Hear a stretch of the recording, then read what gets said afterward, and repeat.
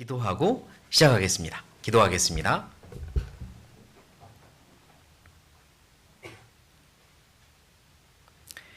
살아계신 하나님, 저희를 놀라운 계획 속에 창조하시고 크신 사랑으로 구원하시며 언제나 은혜 가운데 인도해 주시니 감사합니다.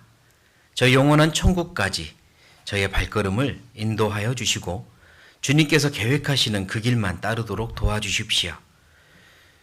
주님 앞에 서게 되는 그날 떳떳하고 자랑스럽게 서서 잘했다 칭찬을 받는 우리의 삶이 되기 원합니다. 도와주십시오. 하나님의 자녀라는 사실을, 그리스도인이라는 사실을 잊지 않고 살도록 도와주십시오. 하나님을 알지 못하는 저 많은 이들에게 복음을 전하여 그들을 이곳으로 하나님의 나라로 인도해야 하는데 오히려 끌려가고 있지는 않는지 돌아보게 해주시고 우리에게 힘을 더욱 많이 주셔서 승리하며 살도록 도와주십시오. 사랑하는 이들에게 이 복음을 전하여 함께 천국 가기 원합니다. 우리의 입술을 열어주시고 지혜와 담대함을 주셔서 간절한 마음으로 그들에게 하나님의 사랑을 전할 수 있도록 도와주십시오.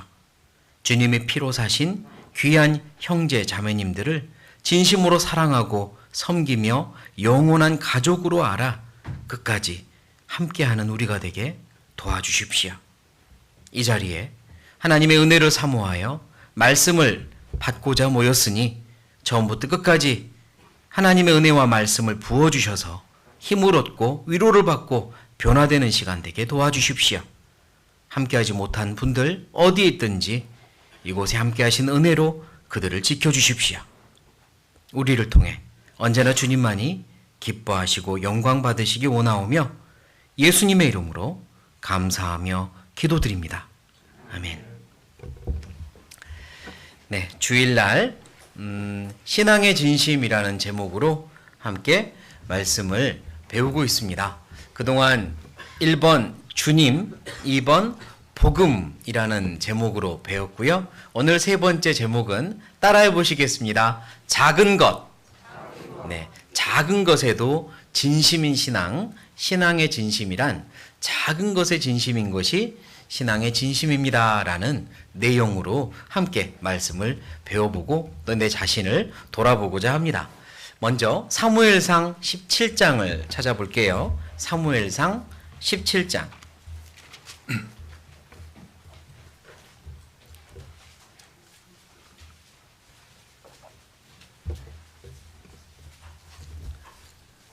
사무엘상 17장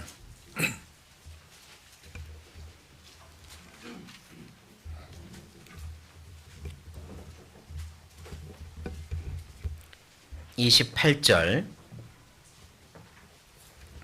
사무엘상 17장 28절 제가 읽겠습니다.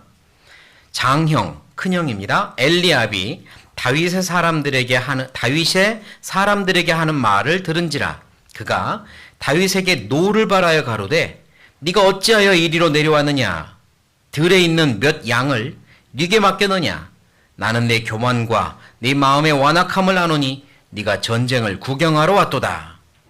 네, 어떤 사연이냐면 다윗이 이새의 집안의 막내 아들이었고 양을 치고 있는 상황이었습니다. 목동이었죠. 그리고 위로는 7형들이 있는데 그 중에 3명의 형은 전쟁터에 나가 군사가 되었어요.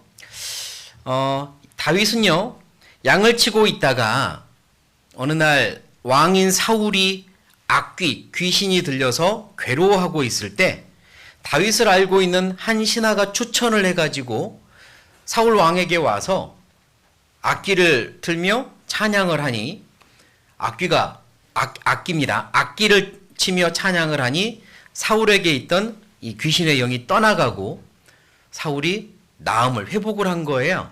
그래서 사울 왕이 그때부터는 다윗을 이제 내 옆에 있어라. 내 옆에 마치 비서처럼 나를 함께하는 경호원처럼 내 옆에 있어라라고 붙잡았습니다. 그래서 그 전까지는 아버지의 양을 치는 목동으로 있다가 이제 사울 왕에서 옆에서 사울 왕을 지켜주는 뭐 정말 군인의 신분이 된 거예요. 왕의 경호원이 된 거라고 해야 될까요?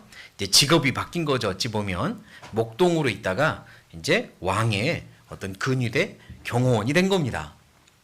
그러다가 전쟁이 일어났고 세 명의 형들은 블레셋과의 전쟁에 참여를 했는데 다윗은 아직 전쟁에 참여할 만큼의 나이는 아닌 어린 소년이었기 때문에 전쟁에 직접 군인으로 참여하진 않았어요. 그러다가 전쟁 중에 휴가를 얻으면 다윗은 집으로 돌아가 자기가 옛날에 쳤던 양을 치며 돌보고 그러다가 휴가가 끝나면 다시 왕의 옆으로 가고 이렇게 반복합니다. 17장 14절을 읽어볼게요. 14절.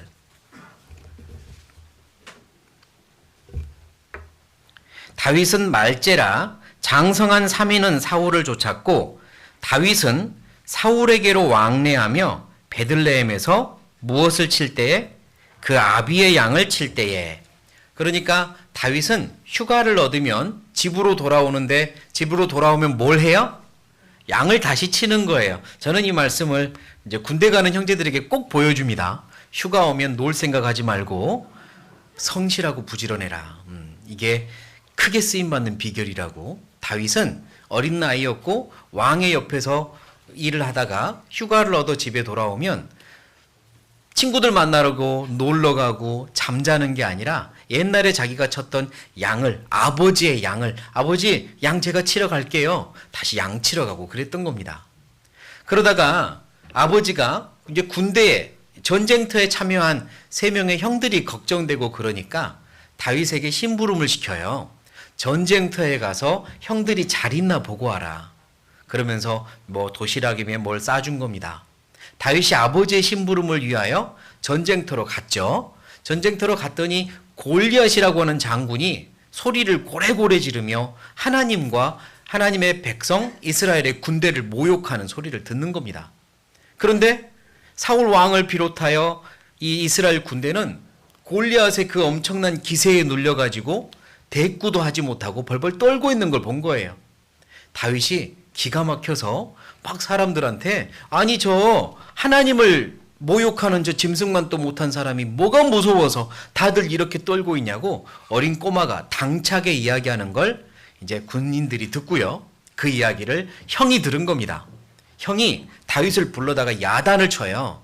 네가 어찌 교만하게 그런 소리를 하느냐. 조그만 게 못하는 소리가 없어. 너 전쟁 구경하러 온 거야? 이러면서 막 야단을 친 겁니다. 다윗의 믿음과 진심을 모른 거죠. 그런데 이때 형이 하는 말 중에 한 가지를 보려고 이 말씀을 찾은 거예요. 다시 28절 장형 엘리압이 다윗의 사람들에게 하는 말을 들은지라 그가 다윗에게 노를 바라여 가로되 네가 어찌하여 이리로 내려왔느냐 들에 있는 무엇을 몇 양을 네게 맡겼느냐. 여기서 몇 양 이게 다른 번역으로 보면 얼마 안 되는 몇 마리 안 되는 양이라는 뜻입니다. 자, 다윗이 양을 몇 마리를 쳤을까? 다윗이 목동이었고 다윗이 지켰던 양은 몇 마리였을까? 정확하게 모르겠어요. 그러나 큰 목축업을 하는 가문은 아니었던 것 같습니다. 소년이 감당할 수 있는 만큼의 양이었어요. 몇십 마리 이내겠죠. 몇십 마리. 그리고 형이 봤을 때는 몇 마리 안 되는 겁니다. 몇 마리 되지도 않는 양? 그러니까 막내 네가 쳐 하면서 보낸 거였던 것 같아요.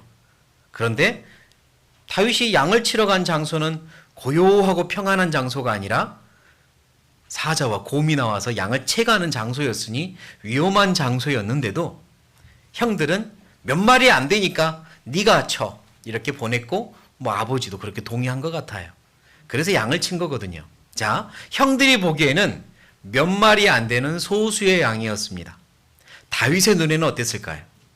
다윗은 몇 마리 안 되는 얼마 안 되는 양이 아니었어요. 다윗은 그 한 마리를 위하여 목숨 걸고 지켰으니까요. 몇 마리 안 되는 양이 아니라 다윗에게는 한 마리도 중요했고 한 마리라도 곰이나 사자에게 잡혀가면 쫓아가서 목숨 걸고 지켜냈던 양입니다. 보는 관점이 완전히 다르죠. 형들에게는 전부 다 해도 몇 마리 안 되는 양이고 다윗에게는 단 한 마리도 너무나 소중한 양이었던 거예요. 그래서 다윗이 사울 왕에게 불려갔을 때 다윗은 이렇게 말을 하거든요. 34절. 34절입니다. 17장 34절. 다윗이 사울에게 고하되 주의 종이 누구 양을? 아비의 양을 지킬 때에 사자나 곰이 와서 양떼에서 새끼를 움키면 내가 따라가서 그것을 치고 그 입에서 새끼를 건져내었고 그것이 일어나 나를 해하고자 하면 내가 그 수염을 잡고 그것을 쳐 죽였었나이다. 다윗이요, 목숨 걸고 사자와 곰의 입에서 양 한 마리를 지켰습니다. 누구의 양이었기 때문이냐면 뭐라고 말합니까? 아버지의 양이었기 때문이에요. 아버지가 맡긴 양 단 한 마리도 놓칠 수 없는 소중한 양이야. 그래서 그는 지켜낸 겁니다. 형들은 몇 마리도 안 되는 양, 그것도 네가 책임지지 못하고 전쟁을 구경하러 온 거야? 이렇게 야단을 쳤고요. 형들이 보는 관점과 다윗이 보는 시각이 완전 다르죠. 다윗은 단 하나의 양도 소중히 여겼습니다. 하나님이 다윗의 그 모습을 본 거예요. 하나님이 같이 일할 만한 사람, 하나님이 하나님을 위해서 쓸만한 사람을 두루 찾다가 다윗을 본 다음에 이 사람이다 하고 찾은 거예요. 다윗을 보고 마음이 흡족했다 했습니다. 내 마음에 딱 맞는 사람이라고 하나님이 말씀하셨어요. 사도행전을 보겠습니다. 사도행전 13장.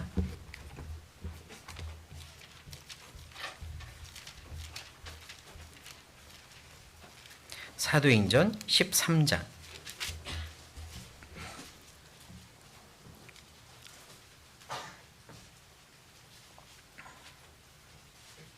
13장 22절. 사도행전 13장 22절. 22절. 제가 읽겠습니다.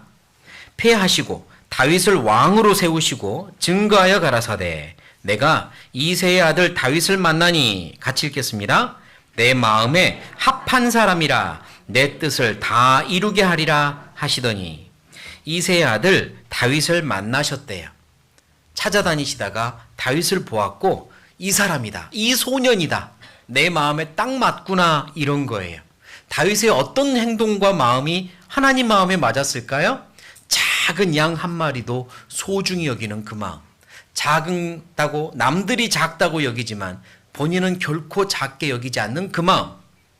작은 것에 충성된 그 마음. 작은 것에 진심을 가지고 있었던 그 마음을 본 겁니다. 그래서 이 사람을 통해 내 일을 이루어야겠다, 큰 일을 맡겨야 되겠다 결심하신 거예요. 그래서 다윗이 귀하게 쓰임받았던 겁니다. 오늘 제목은 신앙의 진심, 작은 것입니다. 남들이 보기에는 별것 아니고 숫자가 얼마 안 되고 별 문제 없어 보이는 늘 반복되는 일이라 할지라도 그리스도인은 그러면 안 됩니다. 모든 작은 것에 진심이 되어야 하죠. 그럴 때 하나님께서는 그를 귀하게 여기시고 사용하세요. 하나님은 작은 것도 살피고 계시기 때문에, 하나님은 작은 것도 소중히 여기시기 때문에 하나님과 같은 마음을 가진 사람을 하나님은 내 마음에 딱 맞는 사람이야, 내 마음과 같은 사람이야, 이렇게 여기시는 거죠. 잠언을 찾겠습니다. 잠언 16장.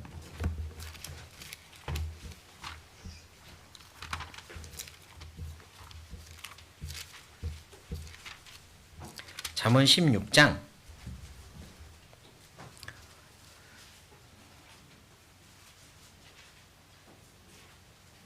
잠언 16장 11절. 잠언 16장 11절 같이 읽겠습니다. 공평한 간칭과 명칭은 여호와의 것이요 주머니 속의 추돌들도 다 그의 지으신 것이니라. 제가 참 좋아하는 말씀이라 이 말씀을 이전에도 찾았던 기억이 나는데요. 주머니 속의 추돌들도 하나님이 지으신 것이니라 그럽니다. 여기서 공평한 간칭과 명칭 그랬는데 이거는 저울인데요. 옛날에 사용했던 저울로서 양팔 저울, 우리 학생들이 요즘 그걸 가지고 실험을 하는지 모르겠는데 양팔 저울로 생각하면 됩니다. 한쪽에는 내가 무게를 달고 싶은 걸 올려놓고 뭐 고기 덩어리나 뭘 올려놓고 한쪽에는 이미 그람이 무게가 정해져 있는 돌, 이거는 1kg짜리, 이게는 200g짜리, 이거는 10g짜리 이렇게 정해져 있는 추돌, 돌을 올려놓고 무게를 맞추는 거죠. 평행해질 때까지. 그러면 이 무게는 이것에 합한 양이니까 다 해서 525g이구나 이렇게 맞추는 게 양팔 저울, 옛날의 저울이고, 그래서 그 옆에 올려놓는 돌들을, 무게가 정해진 돌들을 추돌이라고 하는 겁니다. 어떤 돌은 무게가 많이 나가는 1kg, 뭐 500g 이렇게 큰 돌도 있겠지만 어떤 거는 1g 이렇게 아주 작은 돌도 있는 거잖아요. 그리고 이 무게를 재는 장사를 하는 사람들, 고기 장사든 뭐 과일 장사든 무게를 재서 장사를 하는 사람들은 이 추돌들을, 무게가 작은 가벼운 것들은 호주머니에 넣고 다닌 겁니다. 호주머니에. 그러면 이 호주머니 안에는 어떤 거는 1g, 어떤 거는 2g 이렇게 작은 것들이 들어있는 거죠. 그런데 이거는 쓸 일이 되게 적을 테니까 이 주인도 이 호주머니에 들어있는 추돌을 언제 쓸지 모르는 상태로 놓고 다니는 거예요. 그런데요, 하나님은 그 호주머니 속에 있는 작은 그람의 추돌까지도 다 기억하고 계신다고 말씀하는 겁니다. 그 작은 추돌들도 하나님은 기억하신다. 사실 우리는 내 호주머니에 뭐가 있는지 때로는 기억 못 하잖아요. 그래서 어디 있지? 하고 찾을 때는 나도 모르게 호주머니 이렇게 뒤지잖아요. 내가 이 안에 뭐가 있는지 정확하게 모른다는 증거죠. 내 호주머니도 모르는데 남의 호주머니를 알겠습니까? 안다면 큰일 나죠. 그런데 하나님은요, 모든 사람의 호주머니 속을 알고 계시고 모든 사람을 알고 계십니다. 모든 작은 것들을 알고 계셔요. 하나님이 그렇게 작은 것까지도 살피고 계시기 때문에 하나님의 자녀들인 우리 역시 작은 것도 기억하고 소중히 여기를 바라시는 겁니다. 하나님이 먼저 그러시는 분이기 때문에 우리도 그러기를 바라는 거예요. 하나님의 눈에 작은 것은 없습니다. 마태복음을 찾아볼게요. 마태복음 15장.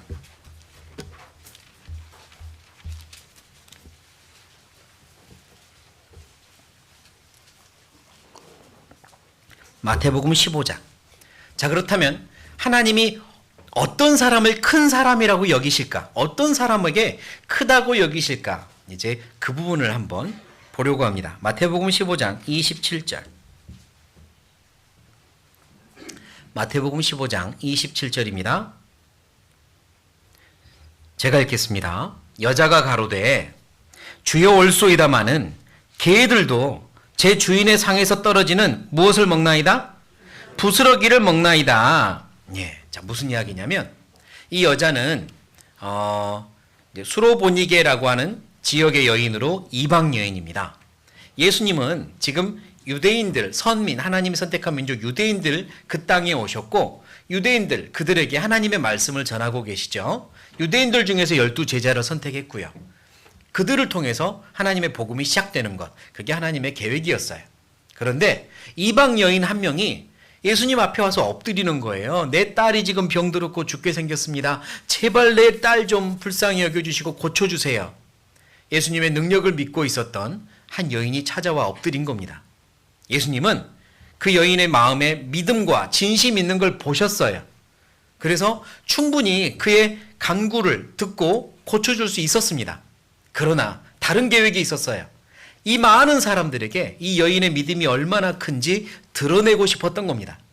그래서 충격적인 말을 하세요. 뭐라고 하시냐면 바로 그 앞에 26절. 아니, 예수님이 어떻게 이런 말을 하지? 느껴질 만한 충격적인 말을 하시죠. 26절. 대답하여 가라사대 자녀의 떡을 취하여 개들에게 던짐이 마땅치 아니하니라. 여기서 개란 그 당시 유대인들이 이방인들을 향해서 개 취급을 했거든요. 하나님도 모르는 사람들은 짐승과 다름이 없다 이러며 하나님을 모르는 이방인들을 다 개 취급했거든요. 그러니까 예수님이 지금 그 유대인들의 생각을 가지고 하시는 말씀이에요. 내 자녀들 이들에게 줄 은혜를 개에게 나눠줄 수 없다 이러신 거예요. 이방인들에게 나눠줄 은혜는 없다. 나는 그러려고 온 게 아니다 이러신 거예요. 유대인들의 생각을 그냥 그렇게 반영한 겁니다. 이렇게 말씀하신 이유는 이 여인에게 무한을 주고 실제로 거절하려고 그러신 게 아니라 이 여인의 마음에 있는 믿음을 많은 사람들 앞에서 드러내시려고, 그리고 이 성경을 읽는 현재 우리들에게도 교훈 주시려고 이러신 겁니다. 그러자 다른 사람 같았으면 굉장히 기분 나빠하고 섭섭해하고 자존심 상해하며 물러갔을지도 모르는데, 이 여인은 그 말을 듣자 한 번 더 엎드립니다. 더 엎드리며 뭐라고 말하냐? 맞습니다. 그렇습니다. 그런데 개들이라 할지라도 주인의 상에서 떨어지는 부스러기는 먹지 않습니까? 그 말은 뭐냐면 저에게 부스러기 은혜라도 허락해 주세요. 그거면 충분하니까.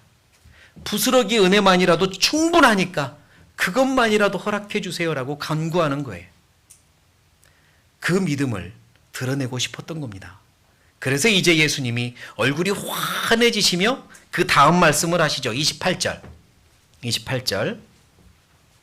이에 예수께서 대답하여 가라사대, 같이 읽겠습니다. 여자야, 내 믿음이 크도다. 네 소원대로 되리라 하시니 그 시로부터 그의 딸이 나으니라. 네 믿음이 어쩌도다? 크도다. 크다고 인정하셨습니다. 예수님이, 하나님이 크다고 인정하는 사람은 어떤 사람이냐?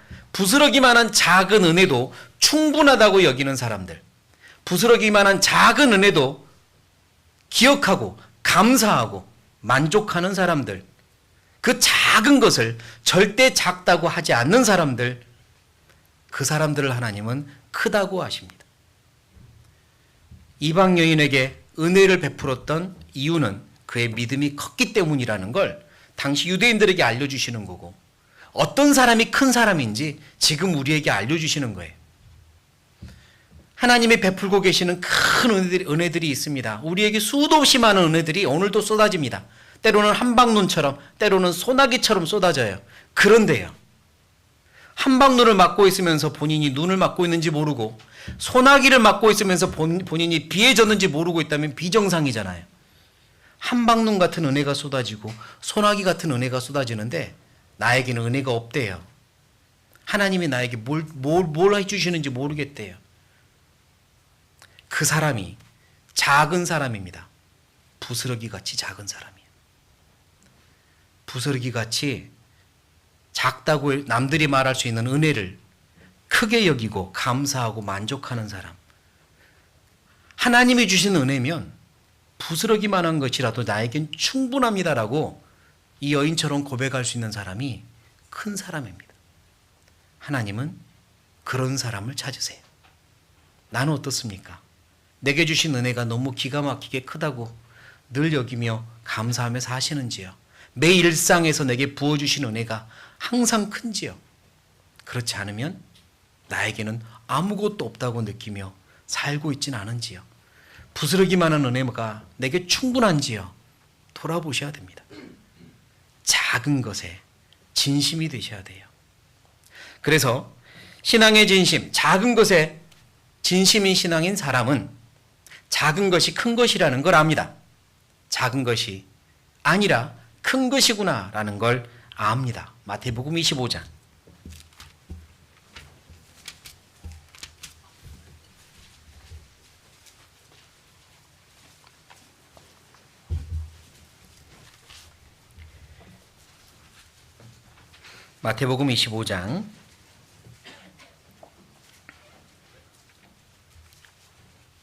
마태복음 25장 21절. 25장 21절. 같이 읽겠습니다. 그 주인이 이르되 잘하였도다. 착하고 충성된 종아, 네가 작은 일에 충성하였음에 내가 많은 것으로 네게 맡기리니 네 주인의 즐거움에 참여할지어다 하고, 예수님께서 비유로 알려주신 건데요. 하나님이 어떤 사람을 기뻐하시느냐, 어떤 사람을 칭찬하시느냐, 착하고 충성된 종아라고 칭찬하시면서 뭐라고 하셔요? 네가 무엇에? 작은 일에 충성하였음에. 작은 일에 충성한 사람을 크게 기뻐하시고 큰 것으로 맡기겠다고 약속하셨습니다. 그러니까 작은 것에는 큰 것이 연결되어 있는 거죠. 우리가 생각하는 작은 것들 절단코 작지 않습니다. 큰 게 연결되어 있는 거예요. 큰 것에 충성된 사람을 하나님이 찾으시는 게 아니라 작은 것에 충성된 사람을 찾고 계세요. 다윗처럼요. 큰 것에 연결되어 있습니다. 누가복음도 찾아보죠. 누가복음 16장.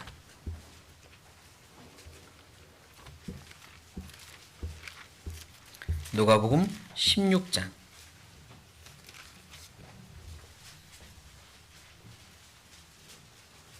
누가복음 16장 10절.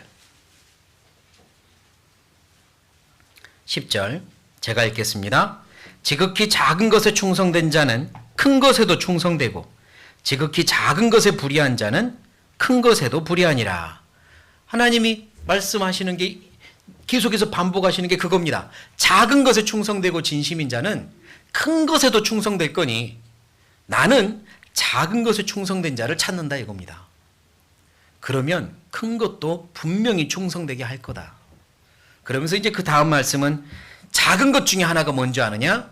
재물이다. 이렇게 말씀하세요. 우리는 재물이 너무 크고 그것에 막 휘둘리는데 하나님은 그거 작은 거다. 이렇게 말씀하시는 거죠. 여하튼 작은 것에 충성된 자가 큰 자입니다. 왜냐? 작은 것은 작은 게 아니거든요. 충성의 의미가 뭘까? 충성. 저는 충성을 한자어로 써보면 충성의 의미가 뭔지 좀 더 명확해진다고 생각하는데요. 충자는 한자어로 한번 마음속에 상상해 보세요. 머릿속에 가운데 중에 밑에다가 마음심자가 있습니다. 그게 충자예요. 가운데 중, 아래에 마음심. 그래서 마음 가운데에 성자는 무슨 뜻이냐면 정성성입니다. 무슨 뜻이요? 정성성자예요. 정성성자가 성입니다. 그러니까 마음 가운데 무엇이 있는 것?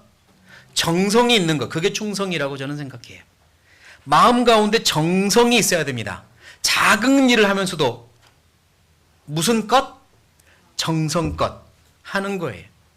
즐거움으로 하는 겁니다. 그게 충성입니다.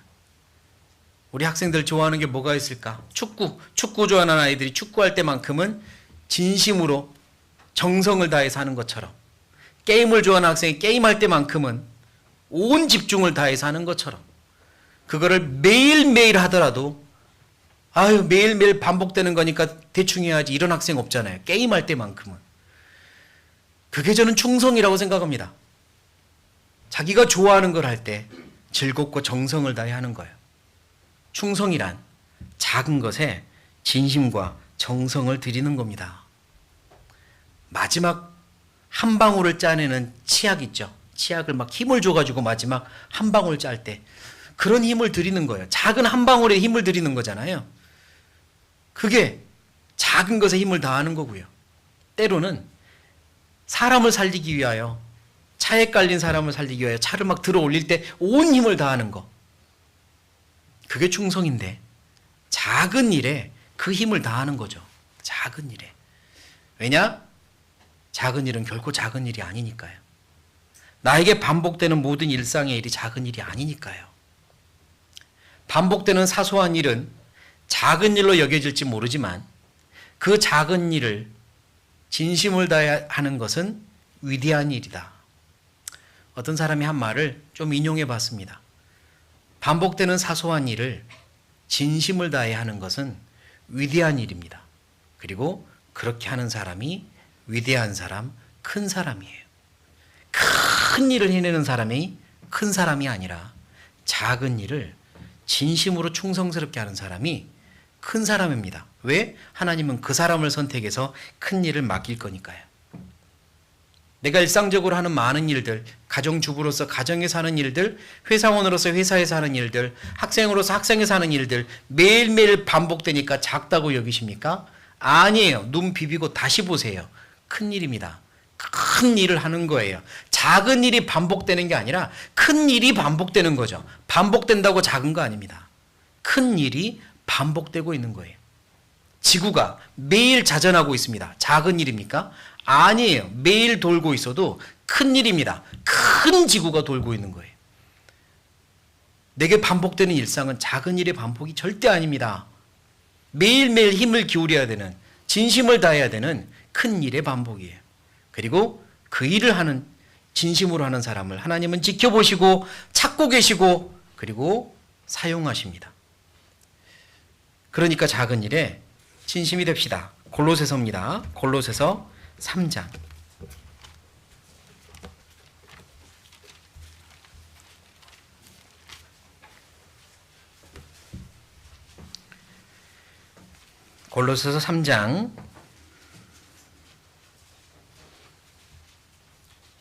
골로새서 3장 23절.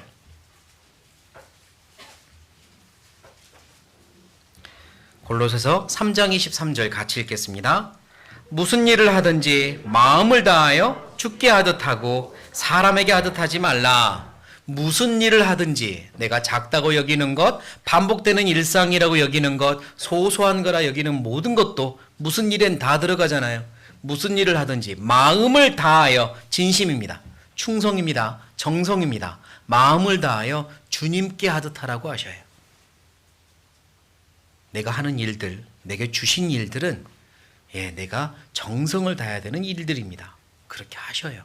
하나님이 보고 계십니다.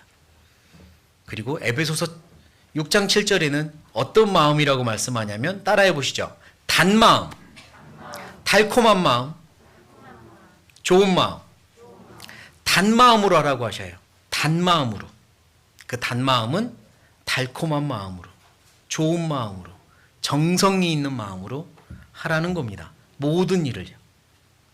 그러니까 가끔 주어지는 어떤 특별한 일에 정성을 다하는 게 아니라 매일매일 주어지는 내 일상의 일들이 작은 일이 아니라는 걸 기억해야 됩니다. 그게 다 신앙입니다. 모든 일상에 1분 1초에 주어지는 일들이 신앙입니다. 그것에 정성을 다했으면 좋겠습니다. 만약 누가 어린아이 한 명이 들어와서 저 뒤에 있는 스위치 하나를 잘못 눌러버리면 지금 이 말씀 중단될지도 몰라요. 누가 들어가서 방송실에 스위치 하나 눌러버리면 이 말씀 시간이 중단됩니다. 작은 게 아니잖아요. 스위치 하나가 절대 작은 게 아니죠. 그러니 그 스위치를 지키고 있는 누군가, 어린이들을 지금 보호하고 있는 누군가는 작은 일을 하는 게 절대 아닙니다. 작은 일이 아니에요. 우리가 모르는 사이에 큰 일들을, 나도 모르는 사이에 큰 일을 하고 있는 거죠. 하나님이 아십니다. 하나님이 아세요. 하나님은 그런 사람을 찾으세요. 어떤 대기업에서요, 신입사원을 모집하는데 공고를 했습니다. 대기업이기 때문에 아주 능력 있고 실력 있는 사람들이 원서를 냈고 이제 면접을 보러 오는 거예요. 아주 중요한 이제 이 신입사원을 뽑기 때문에 회장님, 사장님이 직접 면접에 나섰습니다. 그리고 이제 마지막 최종 면접을 보는 사람들은요, 나름대로 예상 질문을 뽑아가지고 어떻게 답할지 막 준비를 하고 그리고 면접에 임했어요. 근데 사장님은 의외로 매우 쉬운 질문들만, 아주 간단한 질문들만 하고 끝내는 거예요. 그래서 다들 의아하게 생각했습니다.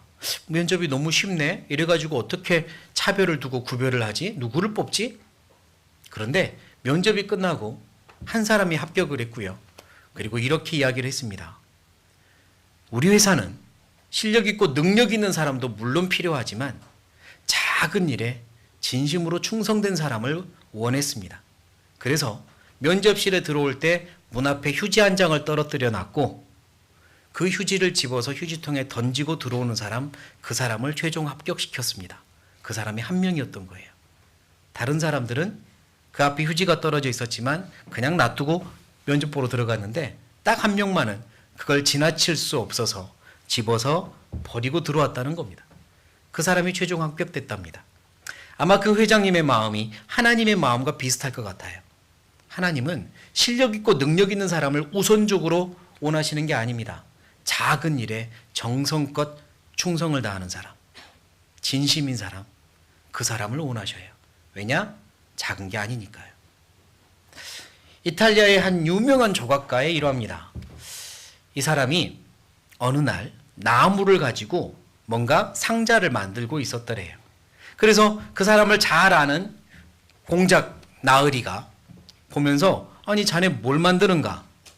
그래서 이 젊은 사람이 아예 지금 나무 상자를 만듭니다. 그래, 어디다 쓰려고? 예, 여기다가 흙을 담고 씨를 뿌려서 꽃에 모종, 작은 모종을 할 모종 상자입니다. 그러는 거예요. 아니, 그러면 그거는 꽃 모종을 한 다음에 시간이 지나면 버릴 거 아닌가? 예, 맞습니다. 아니, 얼마 되지 않아 버릴 건데 뭘 그렇게 정성스럽게 깎고 다듬고 만드는가? 그러자 이 사람이, 나으리, 만약 나사렛 목수셨던 예수님이 이 일을 하신다면 대충 하셨겠습니까? 그러지 않았을 겁니다. 저도 그래서 대충 할 수 없습니다. 그리고 정말 얼마 안 돼서 쓰고 버릴 이 나무 상자에 최선을 다했대요. 그 사람이 미켈란젤로입니다. 그리고 그 사람의 자기가 스스로 했던 말 중에 나는 단 한 번도 어떤 일에 성실하지 않은 적이 없다. 이렇게 말을 했대요. 정말로 대단하죠. 하나님의 마음입니다. 하나님을 그는 너무 사랑했고 존중했어요. 이렇게 경외했어요. 그래서 작은 일에도 최선을 다했답니다. 작은 일은 결코 작은 일이 아니에요. 또한 작은 것에 진심인 신앙 두 번째는 작은 직분은 없습니다. 작은 직분은 없어요. 모두 다 중요하고 큰 직분입니다. 특별히 하나님이 맡기신 일들, 교회 안에서의 일들은 작은 일은 없습니다. 모두 다 큰 일입니다. 느헤미야를 찾아보죠. 느헤미야 4장 구약 731페이지 구약 731페이지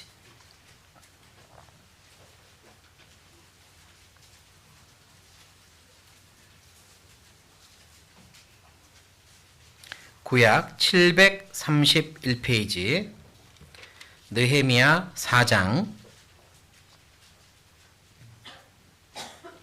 17절 느헤미야 4장 17절 제가 읽겠습니다. 성을 건축하는 자와 담부하는 자는 다 각각 한 손으로 일을 하며 한 손에는 병기를 잡았는데, 자, 이게 어떤 상황에서 일어난 사건이냐면 이스라엘 민족이 바벨론에 의해서 나라가 멸망을 하고 포로로 잡혀갔다가 하나님이 약속하신 때가 되자 포로들이 돌아옵니다. 귀환이라 그래요. 그리고 그들이 한 일 중에 성전을 먼저 재건하고 그 다음 성벽을 다시 중건하는데 이 느헤미야 이 시대는 사람들이 돌아와서 성벽을 지금 쌓고 있습니다. 이제 지켜야 되니까 자기 민족과 나라를 다시 이 땅을 지켜야 되니까 성벽을 쌓고 있어요. 그런데 돌아와서 열심히 기분 좋게 성벽을 쌓는데 하나님을 대적하고 그리고 이스라엘 민족들이 이렇게 회복되는 걸 싫어하는 이웃 무리들이 자꾸 건들고 공격을 하는 겁니다. 회방을 놓는 거예요. 그리고 쳐들어가서 너희들 당장 못하게 할 거야 위협도 하는 겁니다. 그러자 처음에는 와가지고 막 밤낮 없이 성벽 쌓는 일만 하다가 이제 잘못하면 우리가 저들에 의해서 죽을 수도 있겠구나, 방어해야 되는구나 라고 하는 일이 하나 더 생긴 겁니다. 일이 늘어난 거예요. 지켜야 되는 일이 늘어난 거죠. 어떻게 했을까? 그들은 야 이제 지키기도 해야 되니까 사람을 반으로 줄여서 절반은 지키고 절반은 일을 하자. 일의 속도가 좀 느려지더라도 그렇게 하자. 이렇게 한 게 아니었어요. 어쩔 수 없다. 일이 2배로 늘어났으니까 우리가 완공하는 시간도 2배 늦게 맞춰야겠다. 어쩔 수 없지 뭐 이런 것도 아니었습니다. 그럼 어떻게 했냐면 일이 2배로 늘어났으니까 시간 줄이고 한 손엔 일을 하고 한 손으로는 병기를 잡고 2가지 다 하자. 이렇게 마음 모은 거예요. 이들은요. 어쩔 수 없으니까 사람을 절반으로 나눠서 지키는 사람, 일하는 사람 이렇게 한 게 아니라 모든 사람이 한 손으로는 일을 하고 한 손으로는 병기를 잡고 둘 다 하는 거다. 그리고 맡겨진 일은 끝까지 책임진다. 모두가 같은 마음이었습니다. 그렇게 한 거예요. 저랑 비교를 좀 해봤습니다. 일상에 일들이 있는데 일이 늘어났어요. 그럼 어떡합니까? 어쩔 수 없네. 몇 가지는 못하지 뭐. 어쩔 수 없네. 이것도 못하고 저것도 못하고 이렇게 어쩔 수 없는 거지. 이럴 수 있잖아요. 그런데 그게 아니라 아이고야 잠자는 시간 줄여야 되겠네. 아이고야 이 일이 늘어났으니 이제 내가 짜투리 시간을 더 활용해야 되겠네. 아이고야, 내가 좀 쉬면서 TV 보는 시간이나 뭐 했던 시간도 이번엔 줄여야 되겠네. 그렇게 하고 일을 다 한 겁니다. 하나님의 일 맡겨주신 일을 그렇게 다 해낸 거예요. 이들이요, 이스라엘 민족이요. 하나님이 맡겨주신 일은 작은 일이 없으니까요. 그리고 어떻게 하냐면 21절 제가 읽겠습니다. 우리가 이같이 역사하는데 무리의 절반은 동틀 때부터 별이 나기까지 창을 잡았었으며 그때 내가 또 백성에게 고하기를 사람마다 그 종자와 함께 예루살렘 안에서 잘지니 밤에는 우리를 위하여 파수하겠고 낮에는 역사하리라 하고 내나 내 형제들이나 종자들이나 나를 조차 파수하는 사람들이나 다 그 옷을 벗지 아니하였으며 물을 기르러 갈 때에도 기계를 잡았었느니라. 이제 어쩔 수 없이 밤에도요 보초를 서야 되죠. 그러니까 낮에는 일하고 밤에는 또 보초 서는 일을 또 합니다. 일을 줄인 게 뭐 시간을 어쩔 수 없이 늘린 게 아니에요. 더 부지런해지는 수밖에 없습니다. 밤에 안 자는 사람이 늘어나는 수밖에 없어요. 그래서 밤에는 또 절반이 보초를 쓰고 잠자고 낮에는 또 같이 일하고 그렇게 하면서 어떻게든 해내는 거예요. 그들이요 23절에 보면 물을 기르러 갈 때에도 기계를 잡았었느니라. 여기서 기계는 무기거든요. 물 길러 갈 때도 무기를 잡고 갔고 샤워하려고 옷 벗는 때만 무기를 내려놨습니다. 그 외에는 무기를 계속 잡은 거죠. 계속 생각한 겁니다. 계속 생각한 거예요. 자기가 하나님께서 주신 일, 포로로 귀환해서 성벽을 중건해야 한다는 이 일에 대해서 계속 책임감을 가지고 생각한 겁니다. 어쩔 수 없지 뭐 이런 마음이 아니었어요. 그게 직분입니다. 그게 하나님이 맡겨주신 일에 대한 충성입니다. 마음을 다해 정성을 다 쏟는 것, 그걸 하나님이 원하세요. 하나님이 맡겨주신 일은 작은 일 없습니다. 계속 생각해야 돼요. 예를 들면 찬양대 연습할 때는 계속 곡목으로 연습을 하지만 집에 돌아가서는 잊어버린다? 그럴 수 없는 거죠. 교사 모임할 때는 공과를 가지고 같이 교제도 하지만 집에 가 있는 동안은 다 잊어버린다?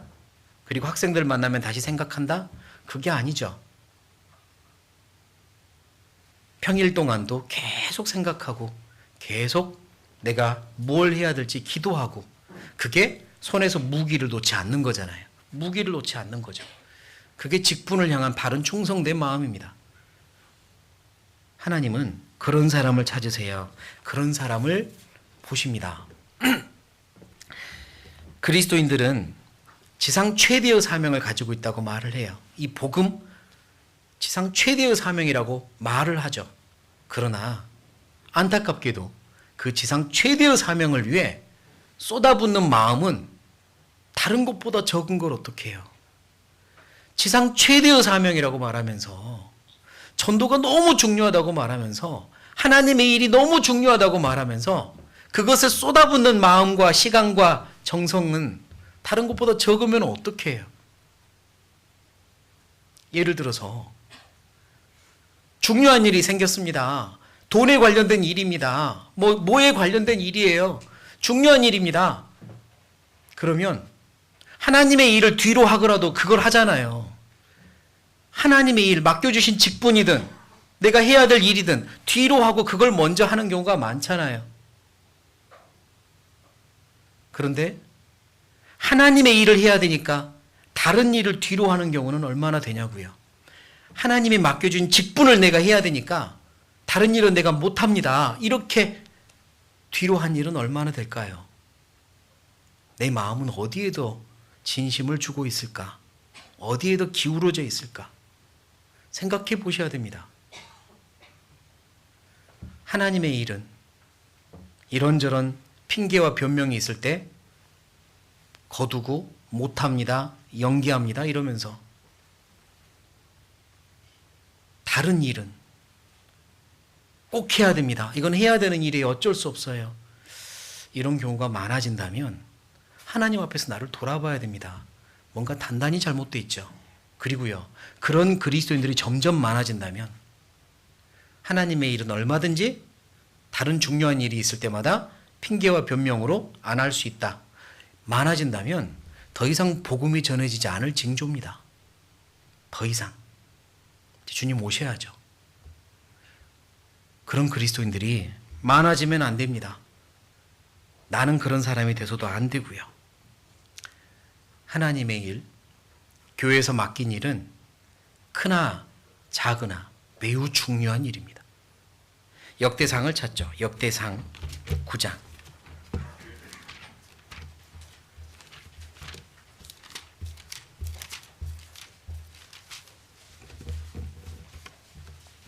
역대상 9장.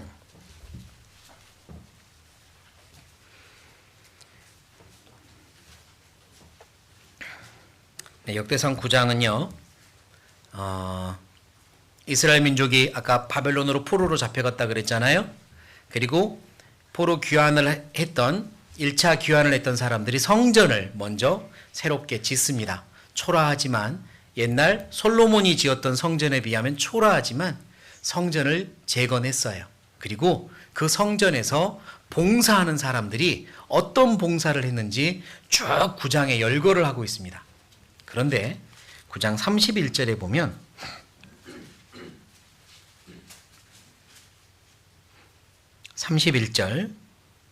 같이 읽겠습니다. 고라 자손 살룸의 장자 마띠디아라 하는 레위 사람은 남비에 지지는 것을 맡았으며, 누구는 문지기를 하고 그 앞에서부터 쭉 보면 누구는 문지기를 하고 누구는 기명을 맡고 누구는 고운 가루를 맡고 포도주를 맡고 누구는 향품으로 향기름을 만들고 또 누구는 떡을 맡고 이렇게 막 무슨 일을 했더라 기록을 하다가 방금 읽은 말씀에는 유일하게 사람 이름이 등장해요.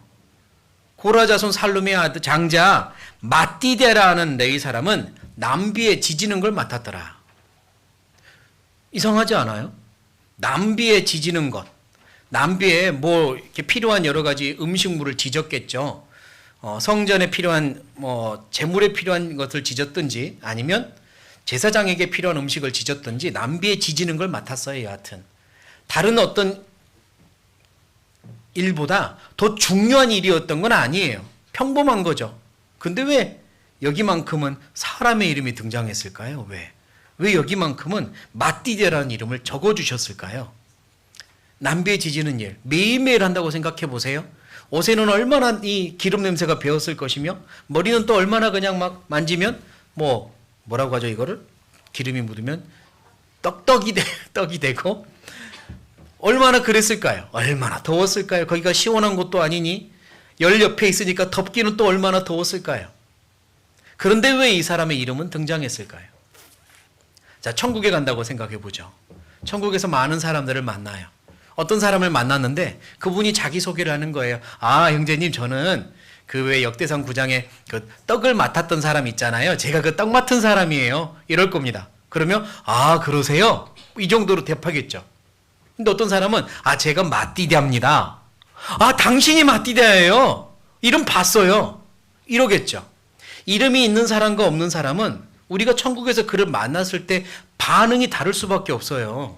아, 당신이 떡 맡았었군요. 아, 당신은 그랬군요. 아, 예. 아, 이제 알았습니다. 이 정도겠지만 마띠디아는 다를 거예요. 아, 당신이 마띠디아였어요. 아, 저 누군지 궁금했어요. 보고 싶었습니다. 다르겠죠. 영광이 완전 다른 겁니다. 하나님의 이름을 기억해 주신다는 건 너무 다른 거죠. 왜 마띠디아일까요? 왜 남비에 지지는 이 사람은 유독 이름을 기록해 주셨을까요? 그의 직분이 큰 건 아니잖아요. 다른 것들에 비해서 더 중요하거나 그런 것도 아니에요. 그러면 뭐냐? 충분히 상상해 볼 수 있는 결론은 이 사람은 누구보다 자기 일에 진심이었다. 누구보다 기뻐했고 누구보다 성실했고 누구보다 진심이었고 누구보다 최선을 다했다. 그래서 하나님이 그를 너무 귀하게 여겼고 그의 이름을 크게 하셨다. 그게 충분히 내려볼 수 있는 결론 아니겠어요? 작은 직분 없습니다. 오늘도 아침에 주방에서 봉사하신 우리 자매님들 작은 일 하신 게 아니죠. 내가 어떤 마음으로 했느냐에 따라서 하나님 앞에 가면 큰 영광과 갚아주실 거니까요. 작은 직분 없습니다. 작은 귀퉁이를 쓸고 있는 청소를 할 때도 작은 일이 아니고, 휴지 한 장을 집어 휴지통에 집어넣을 때도 작은 일이 아니에요. 휴지통에 들어있는 분리수거 안 된 캔과 플라스틱을 집어서 다시 분리수거하는 것도 작은 일이 아니에요. 보든 보지 않든 하나님 보시고 계세요.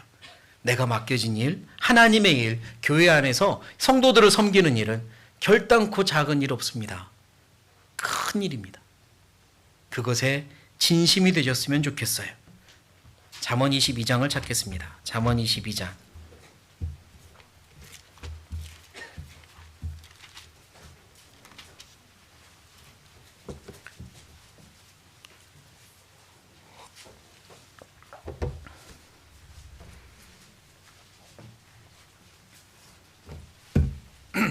잠언 22장 29절. 잠언 22장 29절. 같이 읽겠습니다. 네가 자기 사업에 근실한 사람을 보았느냐? 이러한 사람은 왕 앞에 설 것이요 천한 자 앞에 서지 아니하리라. 네, 하나님께서 내게 맡기신 일, 교회 안에서 또는 사회 안에서, 가정에서 여러 가지 일과 내 위치가 있잖아요. 교회 안에서도 여러 가지 봉사의 위치가 있을 것이고, 또 밖으로 나가면 집에서도 또 학교나 회사에서도 위치가 있는 거죠. 자기 사업에, 자기 일에, 자기 위치에 근실한 사람, 근면성실하고 진심인 사람은 왕 앞에 설 겁니다. 하나님이 그를 기억하시고 크게 만들어 주실 거예요. 그러니까 남들과 나를 비교하지 말고요. 내 모든 것들이 은혜라고 여기시고 최선을 다하십시오. 작은 건 없습니다. 내가 하는 그 모든 일들이 나의 신앙입니다. 어떻게 대하느냐가 나의 신앙생활이에요.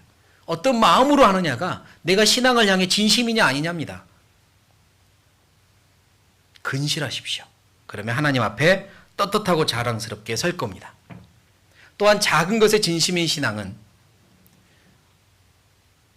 어떤 시간도 작은 시간은 없다는 걸 아는 신앙이라고 생각합니다. 작은 시간이 없어요. 큰 시간입니다. 신앙이 드러나는 순간은 큰 일이 일어났을 때 그때 드러나는 게 아니라 작은 일에, 그리고 작은 시간에 그의 신앙이 드러난다고 믿습니다. 작은 일을 어떻게 대하느냐, 작은 시간을 어떻게 대하느냐, 그게 그의 신앙이 드러나는 순간이에요. 긴 시간 뭐 하고 있느냐가 아니라 작은 시간을 어떻게 사용하느냐, 하나님은 그걸 보십니다. 과거, 현재, 미래가 있는데요. 뭐 그런 유명한 애니메이션에 나왔던 대사 중에 하나가, 과거는 past is history, 과거는 역사이고, 미래는 future is mystery, 미래는 안개 속의 미지의 세계고, 그러나 today is present, 오늘은, present는 현재라는 말인데요, 또 다른 의미가 있습니다. 선물. 현재는, 오늘은 현재이자 선물이다 라는 이렇게 글이 있어요. 과거는 이미 지나버린 역사이고요, 미래는 안개 속에 있는 미지의 세계입니다. 그러나 오늘 이 시간은 선물입니다. 중요한 건 지금 이 시간이거든요. 지금 이 시간, 지금 이 1분 1초가 얼마나 중요한데, 예수님의 피가 발린 1분 1초를 내가 어떻게 여기고 사느냐가 그의 신앙입니다. 나는 내게 주어진 이 시간들을 어떻게 지금 보내고 있고 대하고 있는지 생각해 볼 필요가 있어요. 제가 굉장히 안 좋아하는 표현 중에 하나가 시간 죽이기, 킬링 타임. 정말 안 좋은 표현 같아요. 시간을 왜 죽입니까? 선물이라고 생각하면 그걸 태울 수 있습니까? 시간이 금이라고 생각하면 왜 죽여요? 시간 죽이기용으로 딱 좋아요. 킬링 타임용으로 딱 좋아요. 시간을 왜 킬링 죽여요? 그럴 수 없습니다. 그리스도인들에겐 1분 1초가 예수님의 피가 발린 시간들이에요. 보석 같은 시간들이고, 그 1초에 무슨 일이 벌어질지 모르잖아요. 운동선수들, 기록 경기를 하는 운동선수들, 100m 달리기, 100m 수영, 기록 경기를 하는 운동선수들은 1초가 아니라 0.1초로 금메달, 은메달이 갈리잖아요.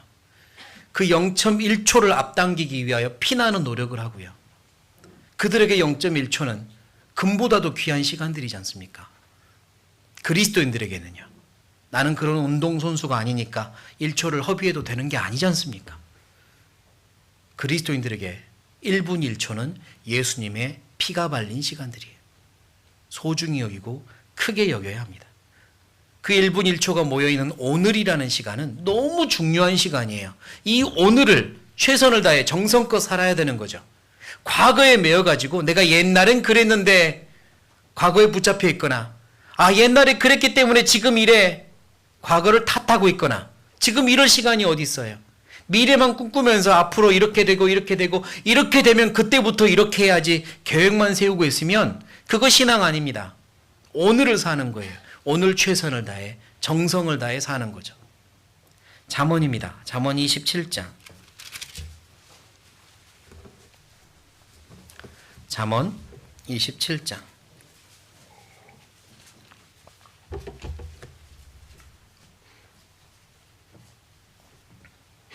27장 1절. 잠언 27장 1절. 같이 읽겠습니다. 너는 내일 일을 자랑하지 말라. 하루 동안에 무슨 일이 날는지 네가 알 수 없음이니라. 네, 우리에겐 내일이 중요한 게 아니라 오늘이 중요하다는 말씀이에요. 내일은 이렇게 될 거야. 앞으로 잘 될 거야. 오늘 내가 주님 안에서 충성하지 않으면 미래는 내 마음대로 되는 게 아닙니다. 오늘 내가 하나님 안에서 정성껏 살면 하나님이 정성껏 내일을 주십니다. 내일 일을 자랑하지 말고 오늘 자랑스럽게 살아야 되는 거죠. 오늘이요. 현재예요. 내게 주어진 지금이라는 이 순간과 시간과 선물들이요. 그러니 그리스도인에겐 작은 시간 없습니다. 1분 1초 한 시간이 귀합니다. 그렇게 여기고 살아야 할 거예요. 신앙의 진심인 그리스도인은 시간에도 진심입니다. 짧은 시간에도 진심이어야 합니다. 그리고 또한 신앙의 진심인 그리스도인은 사람에게도 진심입니다. 작은 사람 없습니다. 모든 사람이 다 소중하고 귀중하고 큽니다. 특히나 그리스도인들, 구원받은 형제자매들은 얼마나 큰지 몰라요. 작은 사람 없습니다. 내가 소홀히 대해도 되는 사람 없어요. 나이가 적다고 함부로 대할 수 없습니다. 연약한 지체에게는 존귀를 더한다고 그러셨어요. 더해줘야 되지. 연약할수록 존귀를 더해줘야 되지. 더 높이고 섬겨줘야 되지. 내가 함부로 대할 수 없습니다. 어리고 연약할수록 더 귀한 거예요. 신앙의 진심, 작은 것의 진심이라면 사람에게도 진심이 되어야 하고 모든 사람, 작은 사람에 더 진심이 되어야 합니다. 그걸 하나님께서 기뻐하십니다. 하나님의 마음이 그러시니까요. 마태복음 10장.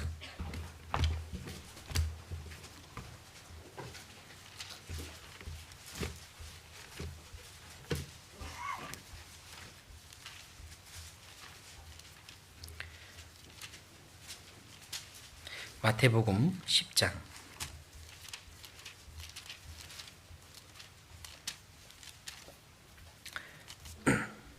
41절입니다. 마태복음 10장 41절.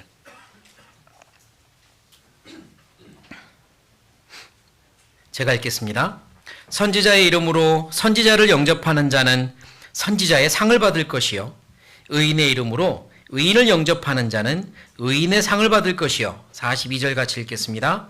또 누구든지 제자의 이름으로 이 소자 중 하나에게 냉수 한 그릇이라도 주는 자는 내가 진실로 너에게 이르노니 그 사람이 결단코 상을 잃지 아니하리라 하시니라.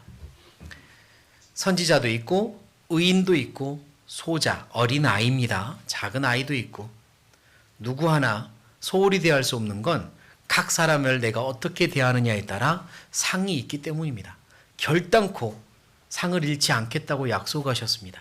하나님 앞에서는 누구든지 소중하지 않은 사람이 없고 귀하지 않은 사람이 없기 때문이에요. 어린아이라도 귀합니다. 이들이 커서 어떻게 하나님 안에서 성장하고 열매를 맺을지 우리 몰라요. 지금은 청소년기에 방황하고 넘어지고 자빠지고 잠자고 그런다 할지라도 이 녀석들이 커서 앞으로 어떻게 열매 맺을지 우리 모르는 거예요.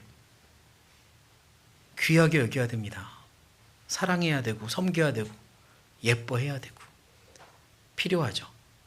때로는 신앙생활을 양에 안 차게 하는 형제자매님들, 어른이 됐든 누가 됐든 그렇다고 해서 우리가 마음대로 그분들을 소홀히 여기고 마음의 손가락질을 하고 이럴 권리가 우리에게는 없어요.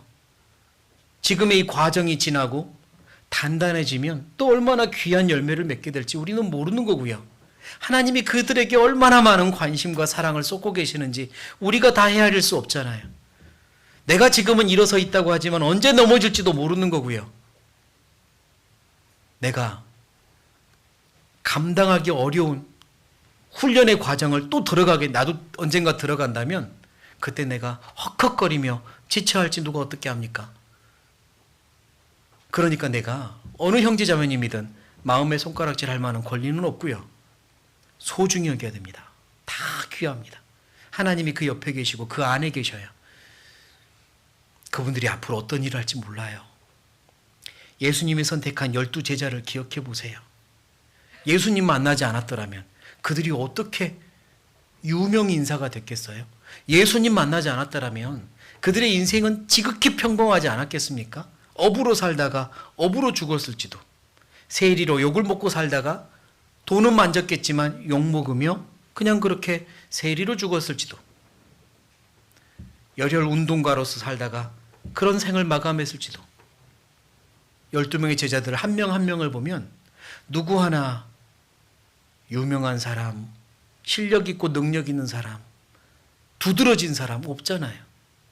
그러나 예수님 만나서 예수님이 그들을 선택했고 그들의 마음이 예수님을 향해 진심이었고 예수님과 동행하는 약 3년의 기간 동안은 예수님 마음도 잘 몰라주고 예수님을 슬프게도 하고 만약 내가 옆에 있었다면 진짜 군밤이라도 한번 때려주고 싶을 정도로 야속한 제자들이었지만 끝까지 함께한 결과 예수님의 부활을 목격하고 그 구원받고 성령님이 그 안에 함께 하신 결과 그들은 이제 복음의 유명인이 되었고 정말 내 삶에 내가 구원받은 이 내 인생에 그들이 없어서는 안 되는 게 됐잖아요. 그분들이 얼마나 귀하고 얼마나 소중합니까? 그들은 처음엔 작은 자들이었어요. 세상에서 두드러지도 않은 자들. 복음을 지켜온 수도 없이 많은 사람들. 이런저런 과정을 겪고 하나님을 알기 전에는 정말 폐인처럼 살기도 하고 하나님을 알고 난 후에도 넘어지고 자빠지다가 어느 날 하나님 안에서 진심을 회복하고 제대로 살기 시작했을 때 크게 쓰임받은 많은 믿음의 선진들이 많거든요. 그러니까 내 주변에 있는 형제자매들도 작은 사람 없습니다. 그 안에 엄청난 씨가 심겨져 있고 그 씨가 뿌리 내리고 열매 맺으면 어마어마한 열매를 맺을 거예요. 소중하게 여겨야 됩니다. 사람이 소중합니다. 때로는 일보다도 사람이 소중해요. 어떤 일이든 내가 이 일이 잘 되게 해주세요. 이 일이 잘 되게 해주세요. 기도하면 그 사람은 일이 너무 소중해지는 거고요. 이 사람을 위해 저 사람을 위해 기도하면 사람이 소중해지는 겁니다. 사람을 위해서 기도 많이 하셔요. 형제자매님들을 위해서 기도 많이 합시다. 나랑 같이 교제하는 묶여져 있는 조와 구역 같은 봉사 내가 기도할 수 있는 그 범위 안에서 그분들을 위해서 기도 많이 합시다. 주소록은 주소록이 아니라 기도수첩이라 그랬죠? 주소록을 보며 얼굴을 보며 기도 많이 합시다.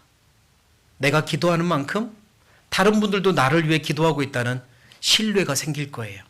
내가 기도하지 않으면 어느 누구도 나를 위해 기도하지 않을 거야. 그런 마음이 생기지 않겠어요? 사람이 중요합니다. 작은 사람 없어요. 우리 아이들 유초등부, 중고등부 너무 소중합니다. 귀하게 여겨주고 귀하게 대해주면 그들도 자기들이 귀한 줄 알게 되고, 그래서 또 삶과 마음을 바꿀 수도 있어요.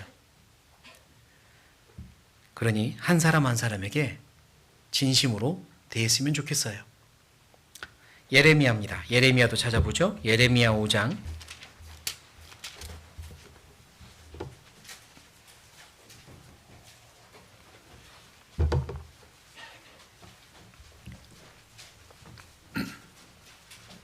예레미야 5장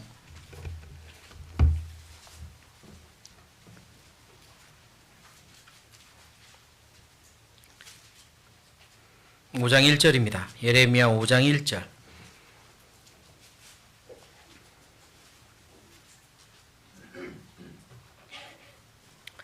예레미야 5장 1절 제가 읽겠습니다.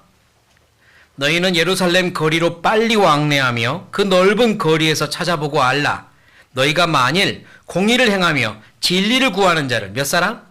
한 사람이라도 찾으면 내가 이 성을 사하리라. 하나님이 하신 말씀인데요. 예루살렘, 이스라엘을 멸망시킬 수밖에 없었던 이유 중에 하나, 하나님을 진심으로 사랑하고 찾는 자가 한 명도 없었습니다. 그래서 멸망당했어요. 다시 말하면 하나님을 진심으로 따르는 그리스도인이 한 명이 얼마나 중요하냐 이겁니다. 우리나라가, 여기 있는 형제자매님들이 우리나라를 지키고 있는 거 아닙니까? 내가 없으면, 우리 그리스도인들이 없으면 이 성, 이 나라가 피폐해지고 죄악 가운데 멸망할지 어떻게 알아요? 분명히 그럴 겁니다. 이 한 명이 얼마나 소중해요. 우리 교회가 하나님 안에서 굳건해지고 성장하고 열매 맺는 건 이 한 사람 한 사람 때문이잖아요. 나 때문이 아니라 옆에 있는 형제자매님들 한 사람 한 사람 때문에, 이분들이 계시니까 여러분의 가정이 내가 있기에 굳건하게 서고 있는 겁니다. 내가 타는 비행기가 내가 있기에 안전하게 사고가 안 나는 거고, 이 한 사람이 얼마나 소중해요.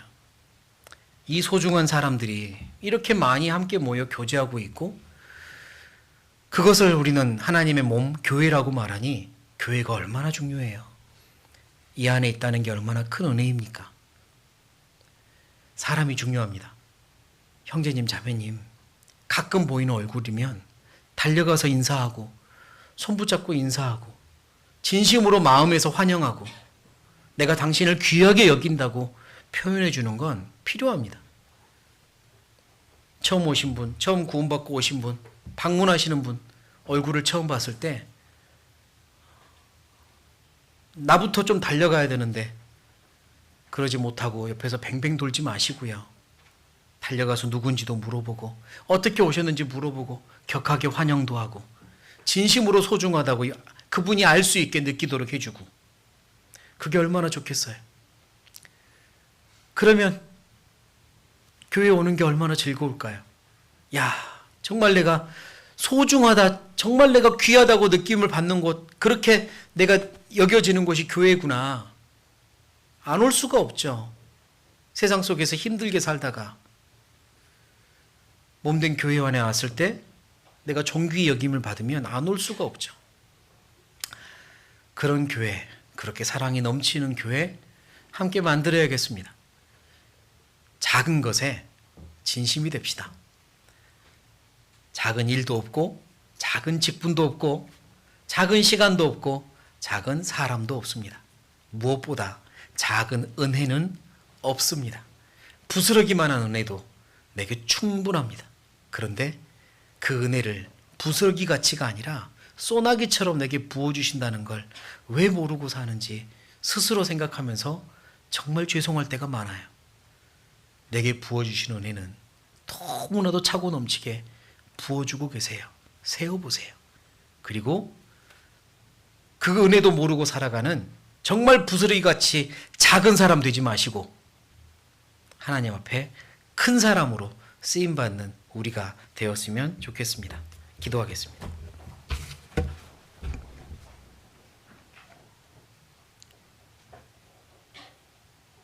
살아계신 하나님, 저희를 너무나 사랑하셔 이 땅에 오시고 우리를 위해 모든 것을 버리시고 모든 것을 희생하시고 거룩한 보혈로 씻어주시고 구원해 주셔서 감사합니다. 이제는 우리 안에 들어와 우리 삶의 주인이 되어주시고 천국에서 주님 뵐 때까지 우리 걸음을 지켜주시고 인도해 주실 걸 믿으니 감사합니다.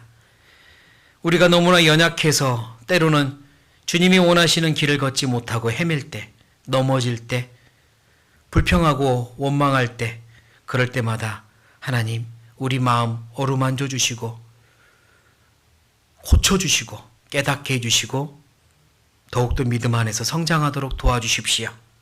주님을 더 알아가고 주님의 섭리와 주님의 능력을 알아가며 의지하며 살아가는 우리가 되기 원합니다. 또한 우리가 무슨 목적으로 살아야 할지 어떤 방향으로 살아야 할지도 더 알기 원합니다. 가르쳐 주십시오. 세상 헛된 것 그것에 마음 빼앗기지 않고 주님의 일에 마음을 다하여 살도록 도와주십시오. 서로가 서로를 귀하게 여기고 존귀히 여기고 하나가 되어서 사랑이 넘치는 교회, 이 사랑을 주변에 전하는 교회 되게 도와주십시오. 함께 해주신 주님께 감사드립니다. 우리를 통해 언제나 주님만이 기뻐하시기 원하오며 예수님의 이름으로 기도드립니다. 아멘.